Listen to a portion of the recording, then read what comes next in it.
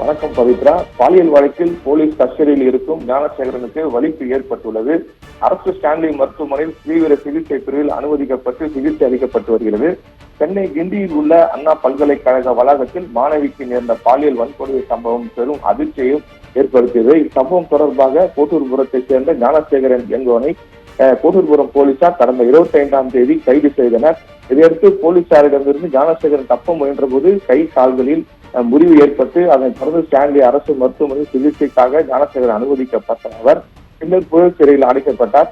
ஞானசேகரனுக்கு அதிகாலை 3 மணி அளவில் வலிப்பு ஏற்பட்டதாக தெரிகிறது. இதனை அடுத்து வலிப்பு ஏற்பட்டதும் காவலர்கள் உயர் அதிகாரிகளுக்கு தகவல் தெரிவித்தனர். இதையடுத்து மருத்துவமனையில் முதற்கட்ட முதலுதவி சிகிச்சை அளிக்கப்பட்டது. மேல் சிகிச்சைக்காக போலீஸ் பாதுகாப்புடன் அரசு ஸ்டான்லி மருத்துவமனைக்கு அழைத்து வந்துள்ளனர். ஞானசேகரனுக்கு அவசர சிகிச்சை பிரிவில் சிகிச்சை அளிக்கப்பட்டு வருகிறது. அண்ணா நகர் துணை ஆணையர் ஸ்னேகா பிரியா மருத்துவரிடம் சிகிச்சை குறித்து கேட்டிருந்தார். தற்போது ஸ்டான்லி மருத்துவமனையில் கூடுதலாக போலீசார் பாதுகாப்பு பணியில் ஈடுபட்டு வருகின்றனர். பவித்ரா, விவரங்களுக்கு நன்றி நவநீத கிருஷ்ணன்.